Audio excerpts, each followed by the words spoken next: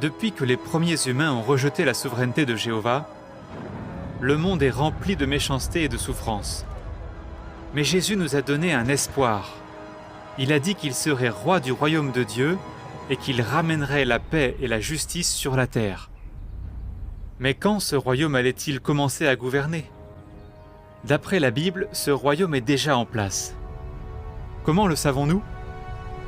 Voyons ce qui s'est passé il y a plus de 2600 ans. Nabuchodonosor, le roi de Babylone, a fait un rêve qui venait de Jéhovah. Dans ce rêve prophétique, Nabuchodonosor a vu un arbre immense qui allait jusqu'au ciel. L'arbre a été coupé, mais sa souche a été laissée sur place. Après une période de 7 ans, l'arbre a repoussé. La Bible montre que ce rêve a eu 2 accomplissements. 2 accomplissements ? Autrement dit type et antitype. Alors vérifions ce que dit le Collège central sur le type et l'antitype. Dans son discours Type et antitype, frère David Splain a affiné notre compréhension de la vérité biblique. Il faut être très prudent lorsqu'on veut attribuer une valeur prophétique ou typique à un récit des Écritures hébraïques, à moins que les Écritures elles-mêmes le fassent. Nous ne pouvons absolument pas aller au-delà de ce qui est écrit. Quand les Écritures attribuent une valeur typique à un récit, nous l'acceptons. Mais là où la Bible garde le silence, nous gardons le silence. Dans le rêve de Nebuchadnezzar, peut-on dire que la Bible mentionne 2 accomplissements ? Le premier concernait le roi Nabuchodonosor lui-même. Ce roi était très puissant, un peu comme l'arbre qui était si grand qu'il allait jusqu'au ciel. Mais il a été coupé pendant 7 ans.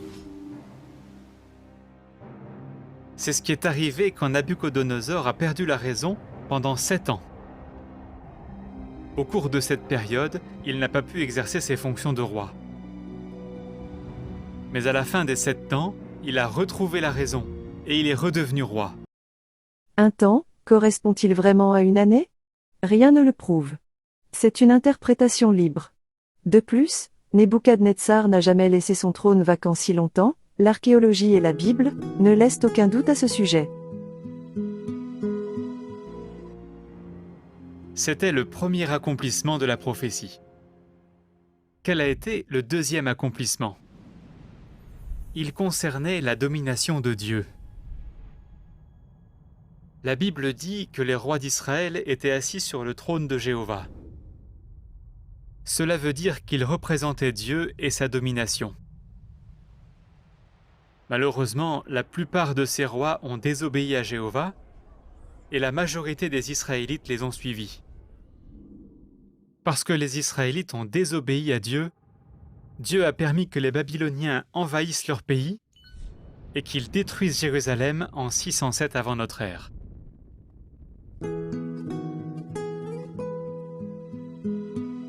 À partir de ce moment-là, plus aucun roi n'a représenté Jéhovah à Jérusalem.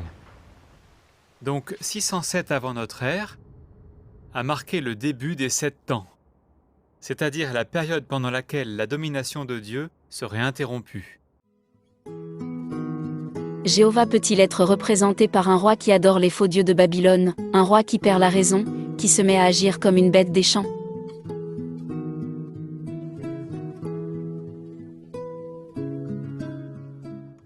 À la fin de cette période, Dieu installerait cette fois-ci dans les cieux un nouveau roi pour le représenter. Quand cela est-il arrivé ? Dans le deuxième accomplissement de la prophétie, les 7 ans ont duré plus que 7 années. Comment le savons-nous ? D'une part, 7 ans après la destruction de Jérusalem, il ne s'est rien passé de particulier par rapport à la domination de Dieu. D'autre part, des siècles plus tard, Jésus a dit que les 7 ans n'étaient pas encore terminés. Dans une prophétie à propos des derniers jours, Jésus a dit que Jérusalem, autrement dit la domination de Dieu, serait piétinée par les nations jusqu'à ce que le temps accordé aux nations soit accompli. Le temps accordé aux nations correspond aux 7 ans. Quand ce temps prendrait-il fin ? En Luc chapitre 21 verset 24, Jésus ne parle pas de 7 ans, d'ailleurs il n'en a jamais parlé. D'autre part, qu'est-ce qui autorise le collège central à rapprocher les 7 temps du rêve de Nebuchadnezzar et les temps des nations mentionnés par Christ?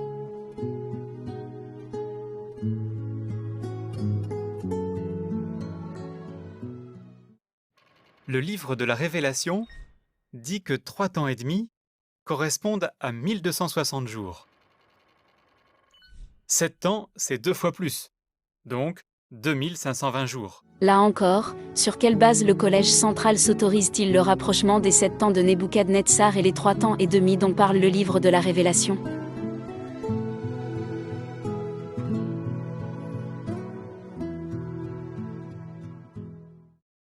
Dans les prophéties bibliques, un jour représente parfois une année. C'est le cas avec la prophétie des 7 temps du livre de Daniel. En Nombre chapitre 14 et Ézéchiel chapitre 4, des interprétations spécifiques nous sont données par la Bible elle-même. La correspondance un jour pour une année n'est jamais présentée comme un principe général d'interprétation, s'appliquant à d'autres périodes prophétiques.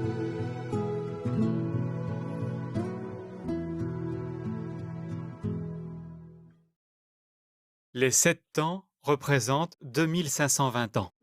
Toutes les questions que nous venons de poser méritent une étude approfondie pour obtenir une réponse convaincante. Toutefois, la date de la destruction de Jérusalem par les Babyloniens est connue avec une certitude absolue. C'est 587 avant notre ère. Maintenant Héloïse, s'il te plaît, présente-nous les 2 vidéos qui le démontrent.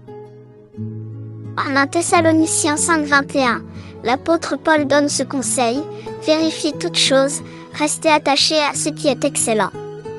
C'est ce qui vous est proposé de faire en regardant les 2 vidéos. Après, vous aurez votre propre avis sur l'année 607 avant notre ère. Quand on compte 2520 ans à partir de 607 avant notre ère, on arrive à 1914. C'est l'année où les 7 temps ont pris fin et où Jésus est devenu roi du royaume de Dieu au ciel. Mais bien sûr. Les 2 vidéos proposées par Héloïse démontrent que la date à laquelle Jérusalem fut détruite par les Babyloniens n'est pas 607 avant notre ère, parce que c'est historiquement et bibliquement impossible. Cette destruction a bien eu lieu, mais 20 ans plus tard, en 587 avant notre ère.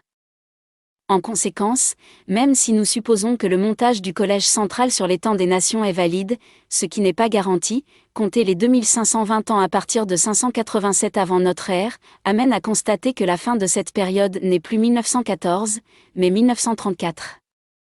Cela nous amène à quoi? Premièrement, la présence du Christ n'a pas débuté en 1914. Deuxièmement, aucun royaume n'a été instauré à cette date-là.